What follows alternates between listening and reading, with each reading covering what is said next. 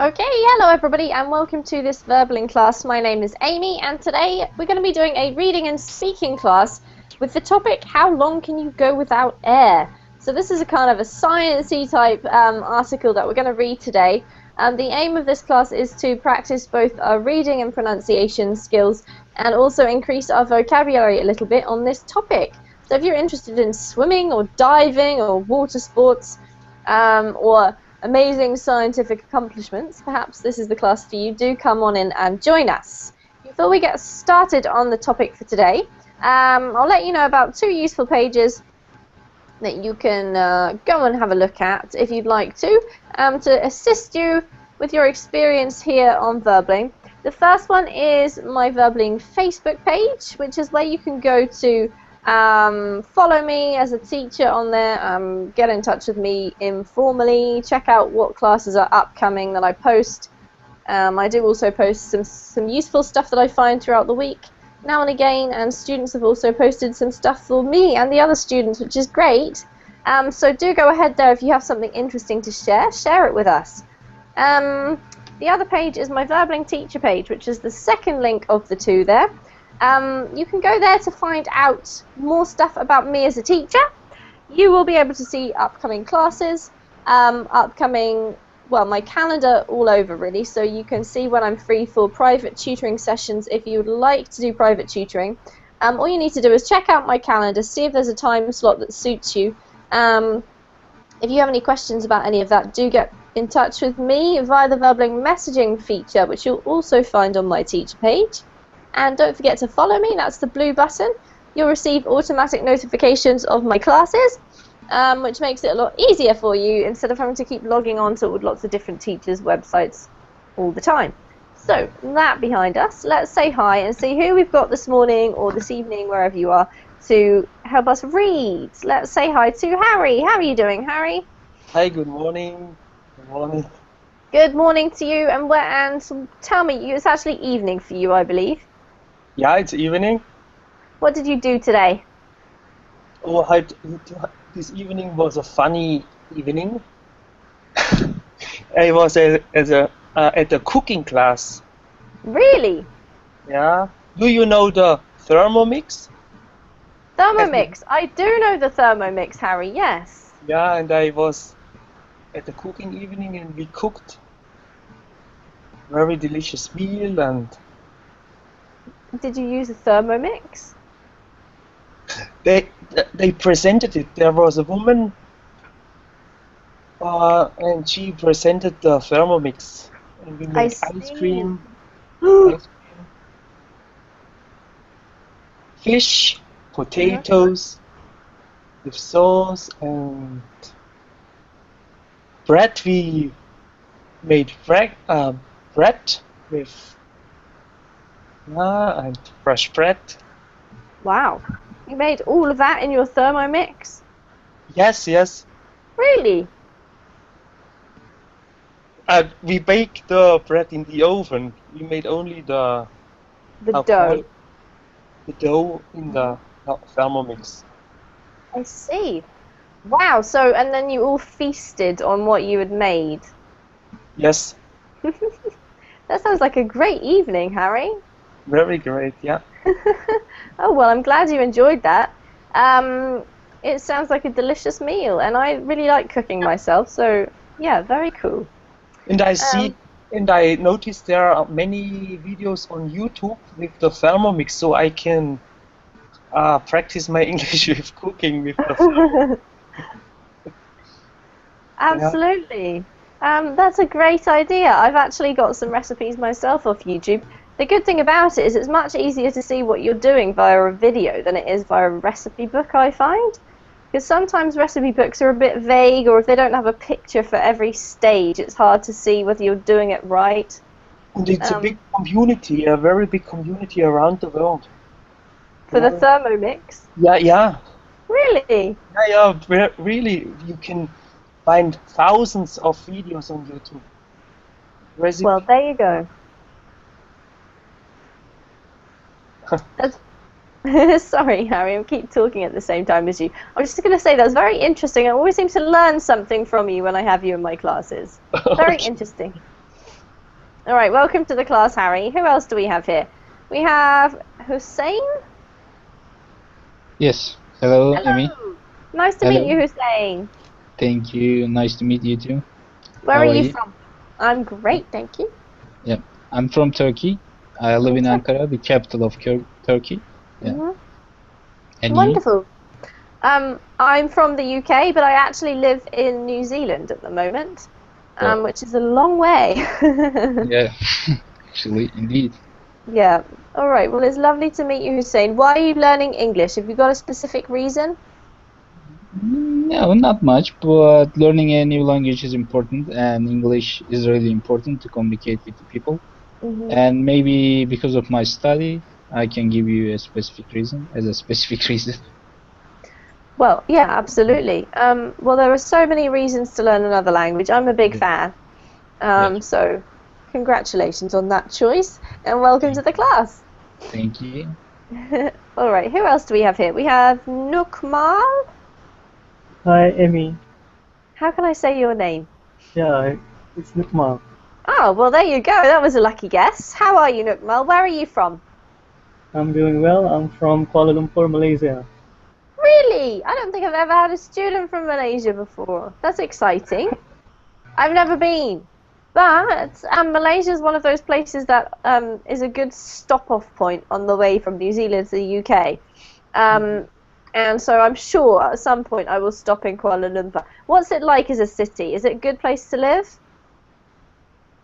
Well, I'm not actually living in Kuala Lumpur. I just live at the outskirts of Kuala Lumpur, so I guess it's very busy, and I don't like the traffic congestion every day that you have to face if you live there. Anyway, It's a great place for you to shop. Yeah, there are a lot of big malls. Is that right? So I can do a shopping trip on the way home to visit my family next time. Absolutely. All right, I'm going to write that in my travel diary. Thank you, Nukmal. You're welcome. So tell me, Nukmal, why are you learning English? Do you have a specific reason? Okay, first of all, I think English is my favorite subject. I just love to learn English. And secondly, because English is the medium of instruction in my study, so I have to be good in it so I can master my subject. That makes perfect sense. That's definitely a good reason. All right, well, welcome to the class. Great to meet you, Nukmal. Okay, hello to Raphael. How are you today? Hello, Amy. I'm fine. Thanks for asking. And you? I'm great, thank you, Raphael. Have you had a good day? Yes, I have a good day. What did you do today? Putting the balance, it was a good day. It was, sorry?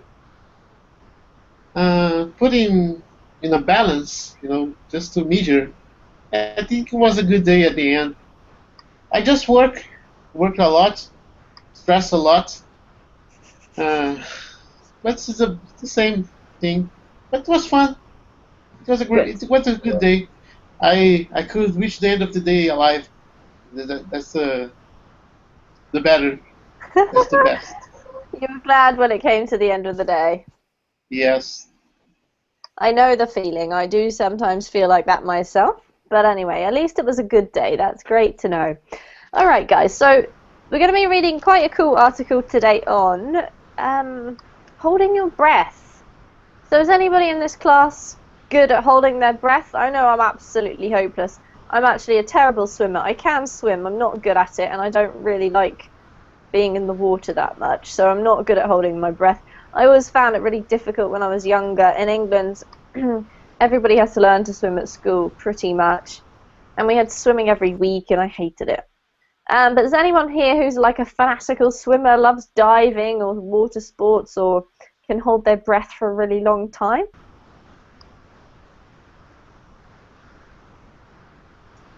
Silence. I like swimming. I'm not that good at holding my breath. Just for a minute. I think my record is a minute, but I like swimming. It's good for health. It is really good for health, yeah? You also like it? Who's talking? Sorry, it's hard for me to tell. Me, come on.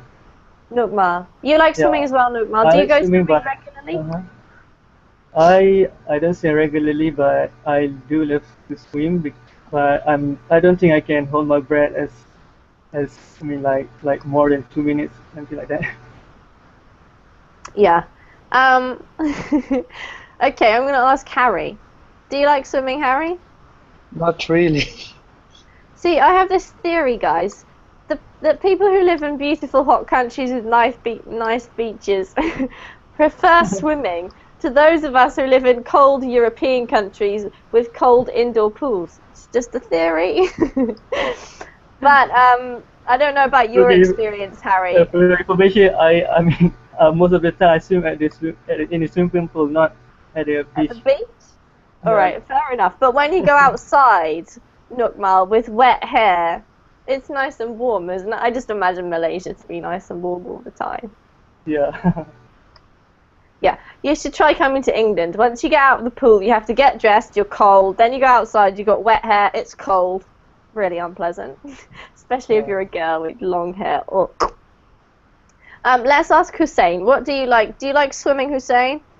Yes, I like swimming, but I think I'm not very skillful at it. Mm, I cannot swim for miles, yeah. but I do swim and I know swimming, I think. You know how to But swim. yeah, I know how to swim. Is swimming compulsory in your country, Hussein? The children have to learn how to swim? No, it's not compulsory. Is it No. common? Yes, it's common because we have a lot of beaches Yeah. and people go swimming and they know it, but nobody forces children to learn swimming. Yeah. Personally, I think it's like a really important skill.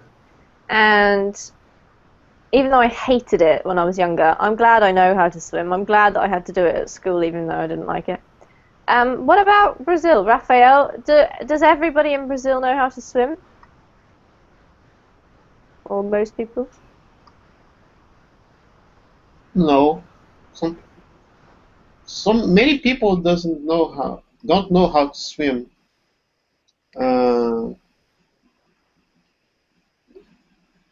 it's not every so many people like to go to beaches and pools. Like as you already explained, it's a hot weather, so we need to get rid of. We need to refresh ourselves in some way, but they don't know how to swim. Uh, only some schools have pools. Not every school has pools. So some children they don't have the opportunity to know how to swim, to learn how to swim in schools. Mm-hmm. But some people know. But in percentage, maybe 40 or 50% of people know how to swim. Okay. Yeah, go ahead. Who was going to talk? No? I think that it has to do with anxiety. In my opinion, it has to do with anxiety when I go into deep water. And I'm mm-hmm. Because when you learn it as a child, you don't think about anxiety so much when you do it regularly, maybe each week.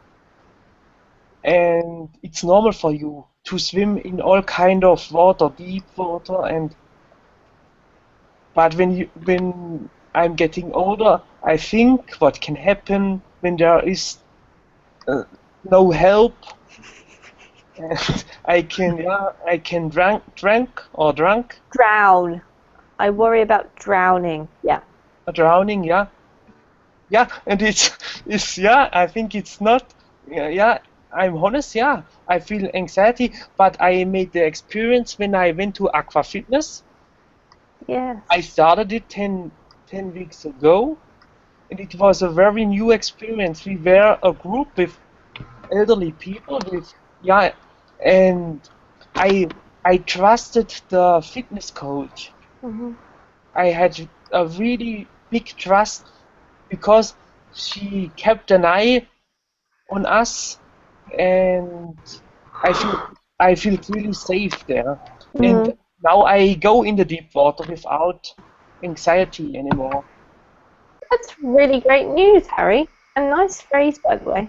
Keep an eye on something or somebody. I agree. To be honest, Harry, I had anxiety when I was younger. I, for some reason, was really scared of the water, and I never wanted to go in the deep end. And Maybe they laughed about you if you couldn't swim, and you yeah, have in your mind they laughed about you, and you feel really, yeah, it's right. that's so true. I'm Yeah. sure that was part of it. So it's interesting how different countries have different attitudes towards swimming. Because as you said, Raphael, like in England, not many schools have a pool either. It's not particularly common. You have to go to quite an expensive school, maybe a private school, to get a pool. But what happens is that usually the children go on a bus to a pool in the town or something once a week. Certain age groups go on one day, and then they hire out the town pool for a bit and use that. So it's kind of weird. But I'll just say hello to... Oh, I was going to say hello to Rosario, but disappeared. So go ahead. Who's going to talk? And I noticed that I noticed when I swam at school, we always had to be fast swimmers. They stopped us. They counted us on time. We had to swim in this time, and it was not a free swimming like we wanted. It was always a controlled swimming. We had to do what our teachers wanted from us, and that was Absolutely. too much for me. That was too much for me. Harry, it sounds like you and I had a very similar experience with swimming. It's exactly the same. Yeah, they were always, you had to do this many laps, and if you were the slow one, you felt really embarrassed because you were finishing last and everyone else had got out and got changed, and oh, it's terrible. Bad All right. experiences. Yeah. So there you go. That's European school swimming, guys. What we're going to do is read the article. I've shared my screen, but if you do want to load it in your own window, just check out the chat box there. It's up there, the link. Okay, so we've got an article about actually holding your breath, which is an unusual topic to write about, but it's quite interesting, and there's some good photos, so do feel free to scroll through those at your own pace. We're going to scroll down to here, and I'm going to get Hussein to begin reading. What we'll do, guys, is read out a little bit each. I'll stop you when you've read some. Do your best to pronounce as well as you can, and I'll help you if you get stuck. And then we'll chat about the vocabulary and just check everybody understands everything as we go along. So, Hussein, could you begin, please, with the part I've highlighted? A few people can hold their breath for an astonishingly long time, discovers Frank Swain. How do they do it? Keep going. Last November, 32-year-old Nicholas Mevoli lay on his back on the ocean surface, gulping air like a fish to pack his lungs with air. Then, with a small splash, he dove under the water and began swimming down into the Dean's Blue Hole, an underwater cave in the Bahamas. Mevoli's goal was to reach a depth of more than 70 meters, 230 feet, and do it on a single breath of air. It would end in disaster. Thank How you, long Hussein. Okay. We'll just pause there, because if we take on too much, it gets a bit too much to manage. Really lovely reading. You connect your words up beautifully. So well done with that, because that's something I often try and work on with students, but you've got it really sussed. Just a couple of reminders. Don't forget, when we have the before a vowel, we pronounce it the, so the ocean. The ocean. Yes, and then here, this one is meters. Meters. Yep. And then this one's a bit tricky because you need to know the meaning. This is a breath of air. Breath. Yeah, so that's the noun. The verb to breathe is very, very similar. But it has an E on the end. So breath, breathe. Okay. Amy, about meters, is it a British pronunciation? No, that's universal. It's a different spelling in American English. And meters, what is meters? Meters, yeah, the vowel sound is the same, Raphael. Americans tend to pronounce the T differently to us, but the vowel sound is the same. That's what I wanted to say. Also, the spelling is different. In the UK, we use RE, in the US, they use ER. Okay.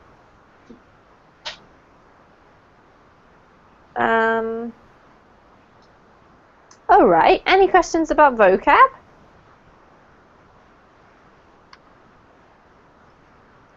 No? Excellent. Okay, we'll continue. It's Nukmal. If you could continue for us, please, from how long? Yeah, sure. How long can someone stay underwater without surfacing?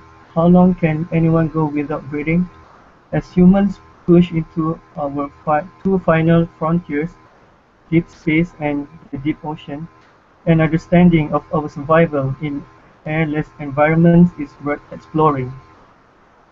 In the emptiness of space, unconsciousness approaches very quickly. In 1965, a ruptured spacesuit briefly exposed a worker at NASA's Johnson Space Facility to an almost complete vacuum in a test chamber. He fainted about after 50 seconds. Contrary to popular belief, he wasn't at risk from exploding. Although at such a low pressure, exposed body fluids will vaporize at body temperature. His last memory before working again was the saliva boiling away on his tongue. Well done, Nukmal. Really lovely reading. Well done. Couple of comments. This one here is surfacing. Surfacing. Surfacing. Yep. Then we had this one here. The pronunciation of the numbers in English can sometimes cause a bit of confusion. And the way that native speakers get confused when we hear numbers from foreigners is normally because of the emphasis of the words. Because if you have 15 and 50, 50 is 50, and the emphasis comes on the first syllable. 15 is 15, and the emphasis comes on the second syllable. So it doesn't matter so much if you can't hear the N.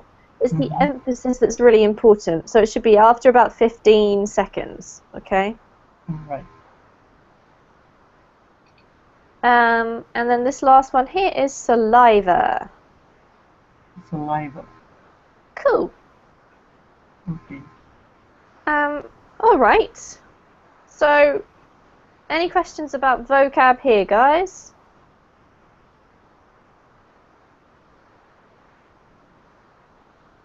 Any words that we don't understand? Ruptured. Ruptured. There we go. What does ruptured mean? Anyone know? I think it's explode. I think like something bursting. Right. Sorry, I didn't quite hear you there. Nukmal, what did you say? It's like crack or a damage that caused to something. Yeah, it's damaged, exactly. Or it means it's got a hole in it, or it's broken. So the spacesuit obviously needs to be totally enclosed, otherwise the air can get in or out, or lack of it. So if it's ruptured, it means it has a break. It has something's damaged, so that there's a hole of some sort. Any others?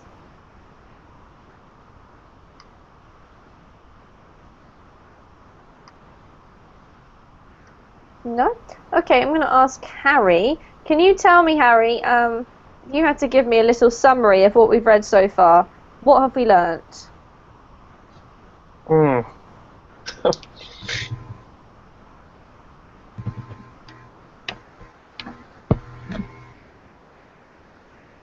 we learned. So How what? long? Just basically, if you look at each paragraph, can you tell me roughly what the paragraphs are about? What have we been introduced to in this article?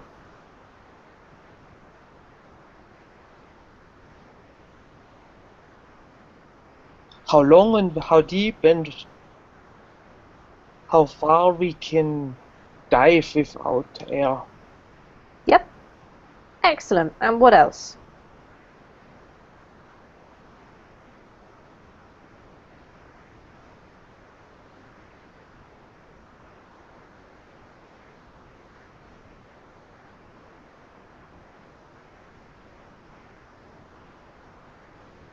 Anything else?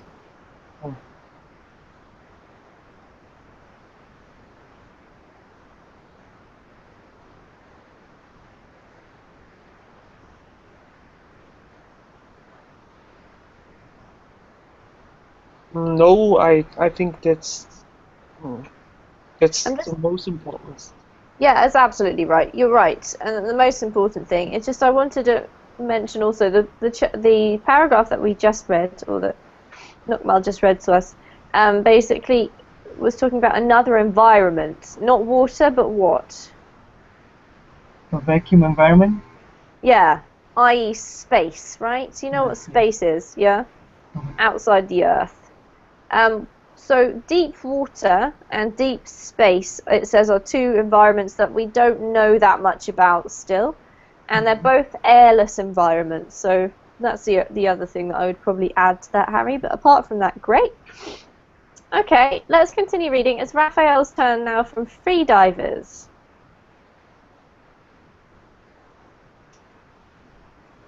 Free divers who swim down to the limit of their ability without scuba equipment fare better, regularly spending 3 minutes or more underwater. The free diver who holds the record for the deepest dive, Herbert Nitsch, plunged to 214 meters, 702 feet, on a specially designed submersible, remaining under the surface for 4.5 minutes. Free divers benefit from a physical reaction known as the mammalian dive reflex, which slows the heart when the body plunges underwater. Even submerging the face in cold water is enough to trigger this effect. Great. This word here, Raphael, is dive.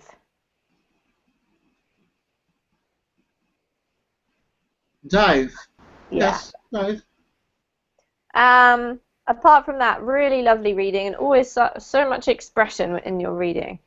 Thank you. Okay, so what about this paragraph, everybody? Do we understand what it's talking about?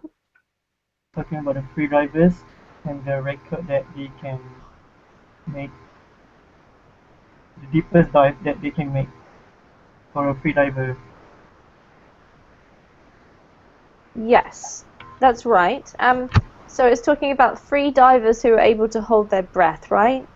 Yes. Great. Okay, any vocabulary that we don't understand? Amy, just a little doubt about pronunciation. Mm-hmm. Is far better or fare better? In this case, it's fare better, Raphael, because fare is actually a different word to far. So if you say something is far better, you mean it's much better, right? But here, to fare better, that's the verb to fare. Does anyone know what it means? Yes, yes. Can you explain it?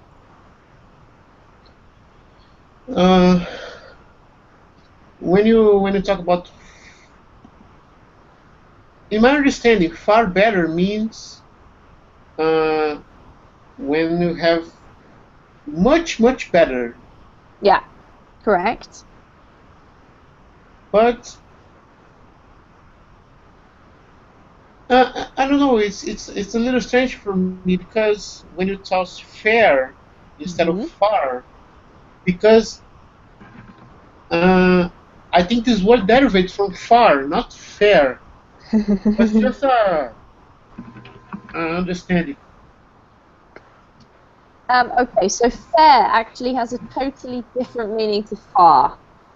Far is to do with the distance, right? How far something is the distance. To fare, the verb, means that a synonym would be something like how well or how badly you do something. So if someone asked you, how did you fare on Saturday during your marathon, it means how did you go, how well did it go, or how badly did it go on Saturday. So if in this case we're talking about free divers faring better than normal people, it means that they do better, they do a better job than normal people like you and me at holding their breath. It's actually not to do with distance, even though we're also talking about distance, which makes it slightly confusing because we're talking about distance later on. Oh, yes. Yeah, yeah. Is that Exactly. clear? Yes, yes. Cool. All right. Excellent. Has anyone here ever gone diving?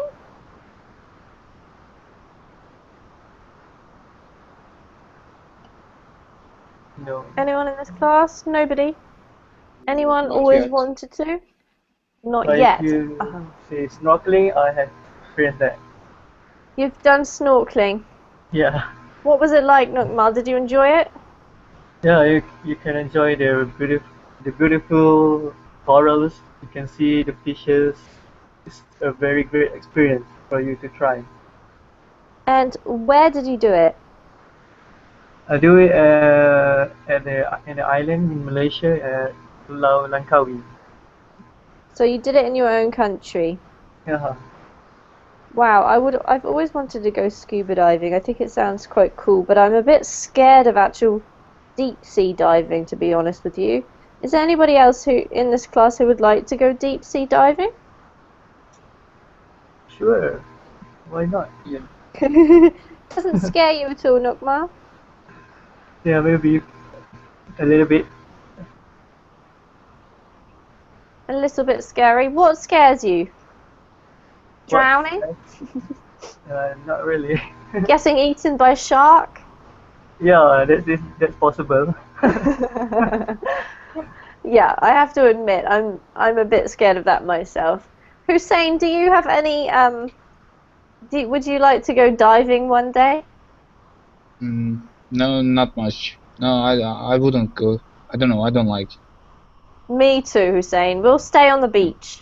Yeah. Nukmal can go. Yeah. Take an underwater camera. You can take photos for us, Nukmal, okay? Surely. Alright, let's go past this nice image of a diver returning to the surface. And Harry, could you take over from but although, please? Yep.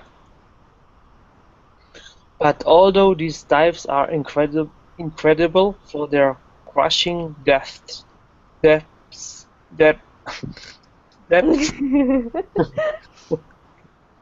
we can last much longer in less extreme circumstances.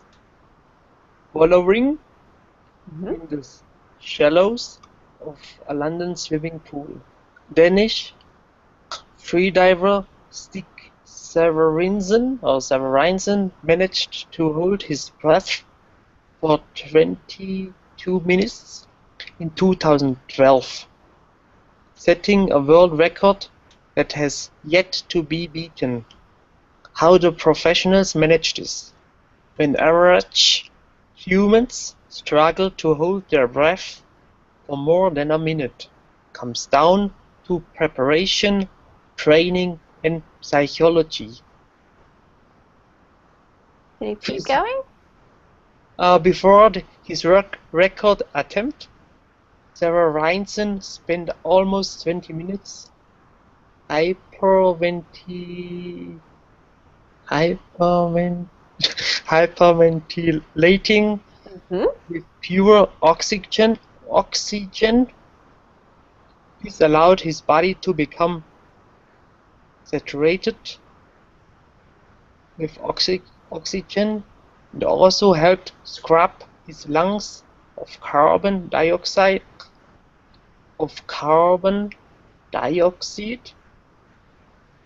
Both are important for long-term breath holding, while everyone knows that a lack of oxygen can be fatal or fatal. Fatal. A build-up of carbon dioxide can be equally dangerous. Without the ability to excrete this waste product through our lungs, the steady build-up of carbon dioxide in our blood will turn it into an acidic brew.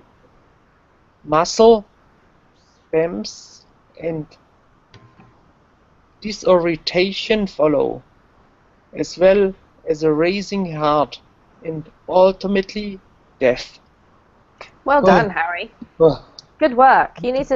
You're almost holding your breath in that paragraph with so many words. You did great though. Well done. Let's go through a couple of the tricky ones just to clarify them. So the first one here was depths.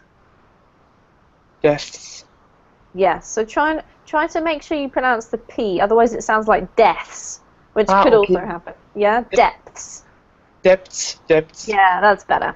It's not so important the th sound. As long as you get the P and the S, then we're fine. What else did we have here? We had physiology. Physiology. Yes. Physiology. Great. And then we had hyperventilating. Hyperventilating. Good. This one is saturated. Saturated. Good. And then whenever you have a dioxide or an oxide, it's always with an I sound, okay? Dioxide or oxide. Dioxide. Oxide. Good. This one is breath, don't forget, not breathe. Breathe has an E, so this is breath holding. Breath. Holding. And then here, fatal. Fatal. This one here is acidic. Because I notice I make these mistakes at this words because we have the same written in German. I want to pronounce it in German, yeah. Absolutely. I think this is quite a common word in several languages, to be honest, Harry. But anyway, in English, you got it right the second time. Well done. It was fatal. This one's acidic. Acidic. This one is spasms. Spasm. Very good. And last but not least, disorientation. Disorientation. Excellent. Congratulations on accomplishing that. Thank All you. right, let's check with everybody else. Do we understand everything? There are so many science terms. There are a lot of science terms in here. Shall we go through them just quickly? Yeah, sure.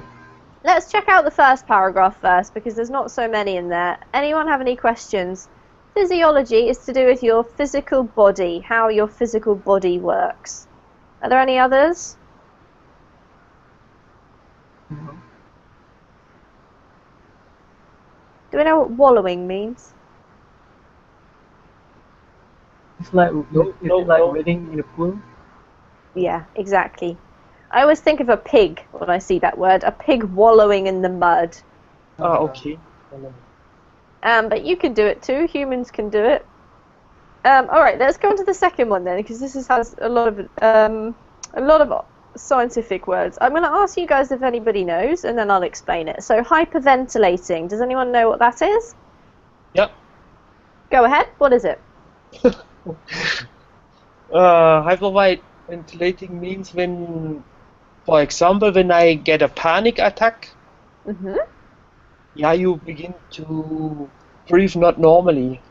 Yep, in what way not normally, Harry? Yeah. You're breathing at a fast rate. Yeah, That's great. Exactly right. Well done. So it means breathing too much, basically. Too much. Like you're taking in too much oxygen, more than your body needs. However, in this case, it's not too much because he was doing it on purpose. What does it mean, saturated? If something is saturated. It's full of oxygen. Yep. Absolutely. Full. Yeah, great. To scrub. To take off. No, not really. I mean, like spell. Yeah. So this isn't a scientific word, but it is a good word. To scrub is something that I would do when I'm washing pans after roasting a chicken, for example. So it means to remove, but quite vigorously. So I'm going to put vigorously remove. There you go. So I have a question. Is it correct to use this? To scrub your body with something. Is it right to use that? Yes, it is, but you'll probably get red skin because the idea of scrubbing means that you're being quite rough and quite fast. Well, so generally, if you're really dirty, you can scrub yourself, but generally it would hurt if you scrubbed yourself. What is the difference between scrub and rub? Scrub is basically the idea is that you're trying to remove something, Raphael, and rub is simply the motion. Yes. Is that clear? What else have we got in here? What does to excrete mean? To remove. The same meaning like remove. I think. It's very close. I'd say relieve rather than remove because it means get rid of. Get rid of. Release waste. Yeah. What's that? Oh, see, didn't mean to click on that. Sorry, guys. I was just going to say, what's a muscle spasm? Oh dear. Now I've got back to an advert. Just a second. Is it a commercial ad? Oh, there we go. We're back. Where are we? To scrub. I mean, we've done scrub, sorry. Muscle spasm. What's a muscle spasm? Can I guess? I think it's like a muscle cramp. Yes, it's like when your muscles contract. Or tighten, yeah. And it's usually uncontrollable. It's like something that happens without you meaning. Okay. Involuntary, exactly. Can anyone explain disorientation? It's out of the order. Pardon? Out of the order. I can't quite hear you. Can you say that again? Out of the order, he said. Yeah, order. Out of order. Out of the ordinary. Not in the regular manner. Yeah, so it kind of means losing sense of where you are, or losing sense of. If you're disorientated or disoriented, you can't understand where you are. You're confused about your location. You're dazed. Yeah, something like that. Yeah. It has the idea of location inherently in the word, though, Raphael, because to orientate is to know where you are. It's to do with location, whereas dazed could just be like about anything, just be sleepy or something. All right, well done, guys. Doing great. So who are we up to now? We're up to Hussein. Your turn to read again from Trained Freedivers. Okay. Trained freedivers and champion breath. Yep. Breath. Holders are likely to have built up physical adaptations that help them go long periods without breathing. Without breathing. Yeah, the verb is. Okay, yeah. this is the verb, right? Okay. Yeah. A study of Brazilian fishermen found those who dived for prey had significantly larger lungs than colleagues who typically stayed above the surface. The famed Korean and Japanese pearl divers, meanwhile, were shown to flood their body with an extra 10% of red blood cells during their dives. Great, Hussein. Just one word here. This word here is flood, and it rhymes with blood. Flood. Yeah. Blood. Perfect. Okay. Raphael, what does this paragraph tell us? This last paragraph.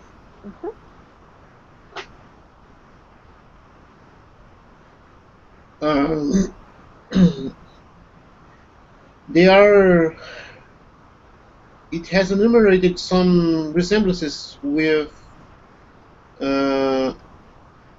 trained free divers and champion head holders. They prepare themselves to undergo long periods without breathing. They prepare their body, and they had increased their capability of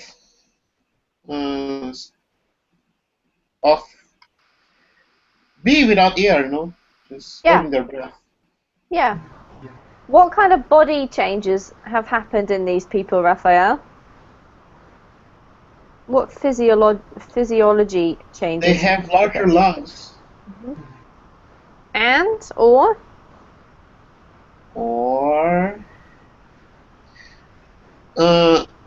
they have more red blood cells in their blood.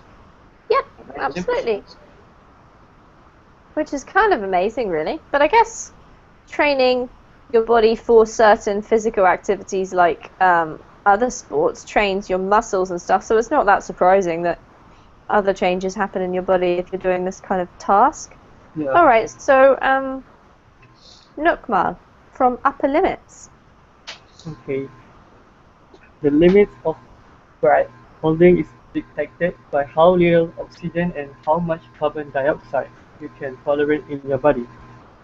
Both of those, however, are governed in turn by your metabolic rate. A diver swimming through the ocean will use up oxygen and produce carbon dioxide faster than one lying motionless in the water.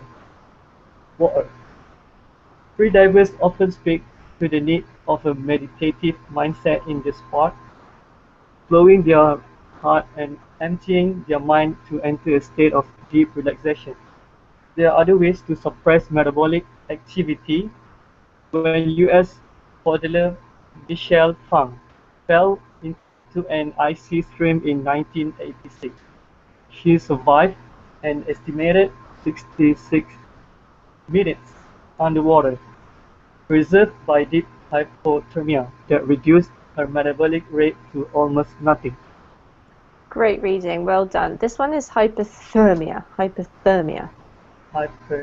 Hypothermia. Sorry. Hypothermia. Yes. Absolutely. So the emphasis on the therm. Oh, okay. Hypothermia. Yeah. And what is hypothermia, actually? Hypo is your body is below than has a low temperature than it should be. Yeah, exactly. And gosh, isn't that amazing? She lasted for 66 minutes. That's over an hour underwater. Blimey. Alright, any questions, guys, about the vocab here?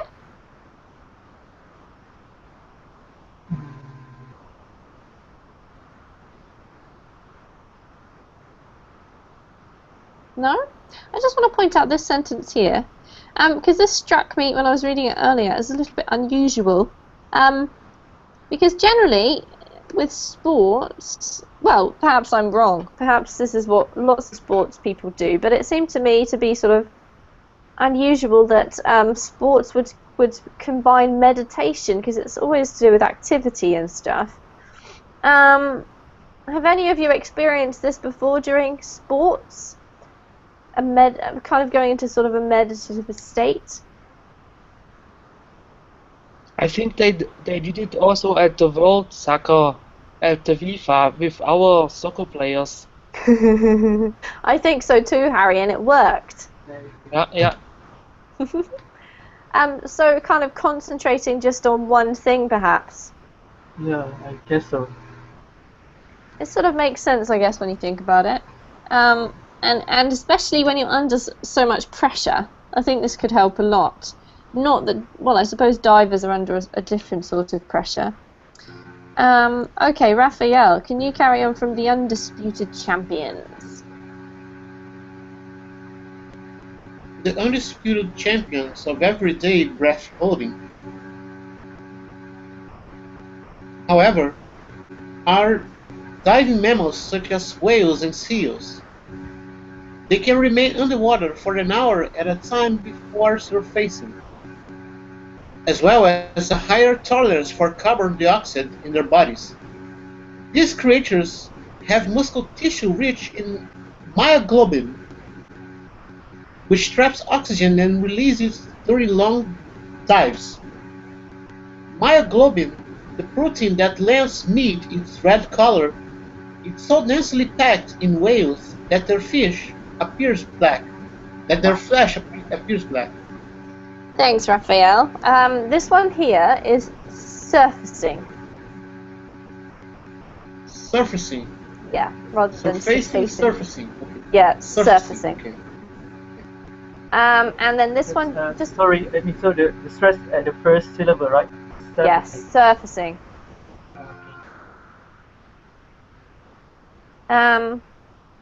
This one here, Raphael, no C. There's no hard C sound, so it's just muscle.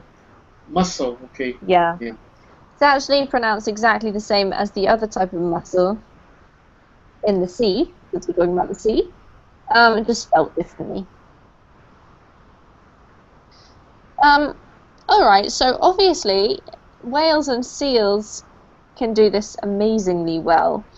And we have lots of seals and whales around here in New Zealand. Has anyone ever seen a whale? I know whale watching is kind of a popular thing to do. In actual fact, I haven't done that, even though I've lived in New Zealand for a while. But I would love to. Have any of you guys been whale watching before? On TV. On TV? That doesn't count. I've done everything on TV, Nukmal. But have you ever seen dolphins at SeaWorld? Okay, Yeah, let me okay, rephrase the question, guys. I've seen a dolphin when I took a ferry ride, Mhm. and then I saw the dolphin. It's like they are following the ships. So, Yeah. uh, I don't know why, but there seems to be something magical about whales and dolphins. what is it? What's the magical part? I don't know, to be honest, Nukmal. I've just always thought... They are more intelligent than man. Yeah, they are very intelligent, and it's like you can sort of tell. Yes. Do you tell us more about that, Raphael? Do you have experience? You ever seen dolphins or whales? Yes, I've seen dolphins. When I served Navy, I traveled. I traveled aboard a ship, and there was an occasion there was a full pack of dolphins following the Ship. the ship. It was a really beautiful vision. Mm-hmm. We say a pod for dolphins, Raphael. A pod of dolphins. Pod. Yeah. Which is weird. I don't know why we say that. But yeah, I agree. I've seen dolphins here in New Zealand. I haven't seen a whale. I would love to see a whale. Harry, you can't have seen a whale at SeaWorld, surely. Did you? A killer whale, we call it killer whale. Yeah, okay. Oh, yeah. Killer whale. Actually, a killer whale, I live about 5 minutes away from the beach. But it's sort of like a big bay. It's not open sea. And we also call them orca in English, killer whales or orca. And actually, I think it was last year, couple of orca came into the bay right up to the beach and Wow. were eating stingray. So they were literally flipping the stingray up into the air and then catching them in their mouths. And it was quite a sight, I have to say. The preschool that is here in my bay took a trip, a spontaneous beach trip. They all rushed down the bay to see these killer whales, and it was quite magnificent. How big is it? So I have to admit, I have seen orca, but I think they're slightly, I don't know if they count. I really would like to see a blue whale or, you know, orca are quite different in their personalities and the way they live and stuff, I think. I don't know the science behind it, but they are also very amazing. Alright guys, we're going to have to finish the class now. We've had a very water-themed class today. And suitably it's raining outside my window, so there you go. And you have a water background, blue. I do! It was like meant to be. purpose? You didn't see any fish swimming past me, did you? Alright guys, great reading, good work. If you want to practice your speaking a little bit more, come along to my next class, which is happening in about 2 minutes. Our theme today is empathy. So it's a bit of a change of topic, but if not, I hope to see you all again soon, so have a great evening. Okay, thank you, Amy. Bye guys! Bye. Bye.